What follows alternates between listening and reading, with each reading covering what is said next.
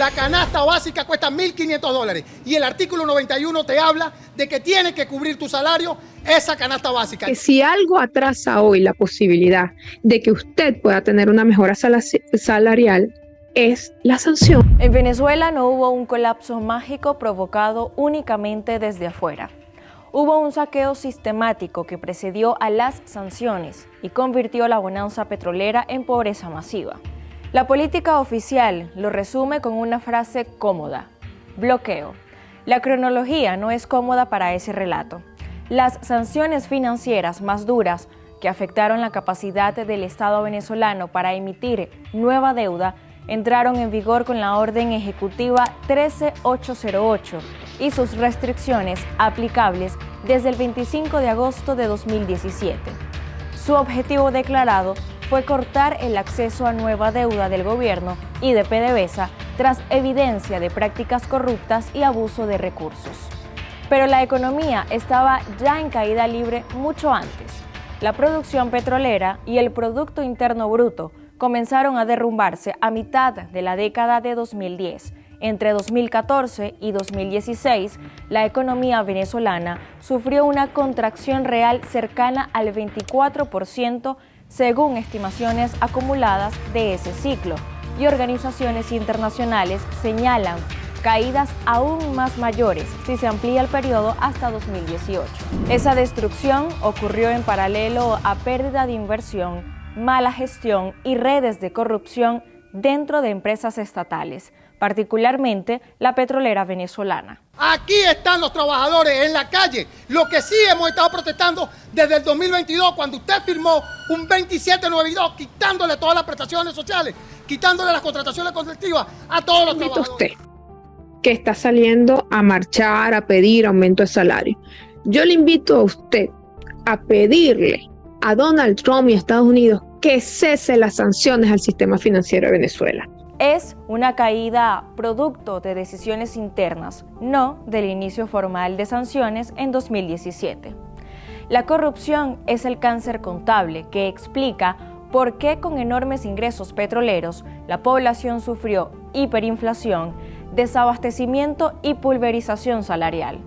Investigaciones y auditorías internas y externas han documentado vacíos multimillonarios en PDVSA y operaciones irregulares con contratos y empresas pantallas. Un informe de investigación parlamentaria y reportes periodísticos registraron miles de millones desaparecidos o malversados. Por ejemplo, en 2016, un informe señalaba al menos $11.000 millones en irregularidades detectadas en PDVSA. La lista de sanciones individuales apunta a los mecanismos y rostros de ese saqueo.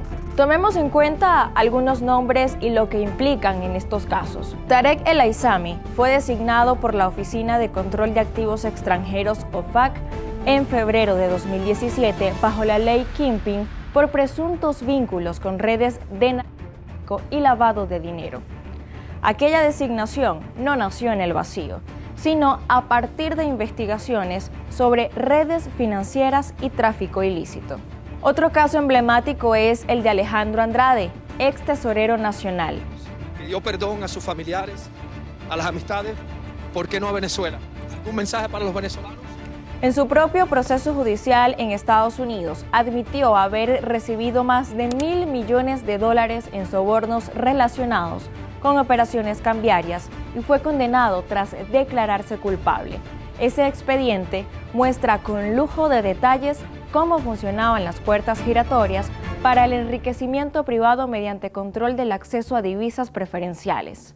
La red de contratistas y testaferros alrededor de programas como los Comités Locales de Abastecimiento y Producción, CLAP, fue sancionada y descrita por el propio Departamento del Tesoro como una red que se aprovechó de contratos sin licitación y de sobornos para enriquecerse a costa de la importación de alimentos subsidiados. El caso de Alex Saab, intermediario cercano a la cúpula, fue señalado por la justicia estadounidense por lavado de activos y corrupción vinculada al esquema de alimentos. Y la OFAC y el Departamento de Justicia documentaron pagos y empresas fachada que beneficiaron al allegado del poder. En las calles se formaban colas kilométricas para conseguir harina, leche o pan. Escenas que la prensa internacional catalogó como paisaje cotidiano de la crisis, mientras en canales paralelos de la ciudad se inauguraban restaurantes y reaparecían negocios de lujo que atendían a bolsillos dolarizados. La explicación no es un milagro económico paralelo, es una red. El control discrecional de acceso a divisas, los contratos preferenciales, importadores afines y empresas fachada permitieron que cierta élite mantuviera flujo de mercancías y consumo en dólares, mientras la mayoría perdía el poder adquisitivo. Otra pieza del rompecabezas, la garantía de activos estratégicos para tapar agujeros presupuestarios. En 2016, la petrolera entregó participaciones de Citgo como colateral en operaciones para refinanciar deuda, un símbolo de hasta dónde llegó la urgencia fiscal: hipotecar activos extranjeros importantes para cubrir obligaciones creadas en medio de una gestión opaca. Esa maniobra dejó expuestos activos de los venezolanos ante acreedores y litigios internacionales. PDVSA y Citgo aparecen así en documentos y demandas que revelan cómo se usó la empresa estatal y sus filiales para operaciones financieras riesgosas o directamente opacas.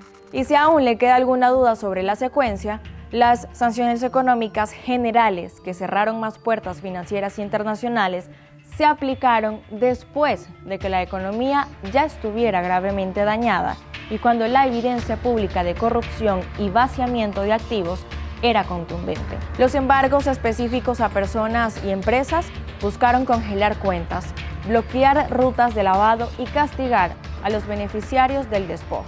Pero castigar a los bolsillos no revierten por sí solo los años de destrucción institucional. Detener cuentas de testaferros no arregla refinerías destrozadas ni devuelve técnicos y mantenimiento a PDVSA. Finalmente, la contradicción moral. El régimen se queja de que las sanciones impiden aumentar salarios dignos, pero las pruebas documentadas muestran que los mecanismos que harían eso posible fueron sistemáticamente desviados hacia lujos privados, mansiones, jets, cuadras de caballos de competencia y empresas offshore. Mientras el salario real se pulverizaba por políticas internas, hiperinflación y colapso productivo, los registros judiciales y sancionatorios revelan transferencias, sobornos y enriquecimiento que explican por qué había dinero para Ferraris, pero no para hospitales. Las sanciones internacionales son reales y tienen efectos. Pero la evidencia empírica y los procesos judiciales muestran que la tragedia venezolana es primero una catástrofe autoinfligida por corrupción y mala administración, y después, en respuesta, una serie de sanciones destinadas a presionar y cercar a quienes se apropiaron de bienes públicos. Soy Génesis Pérez y esto fue Venezuela en Profundidad.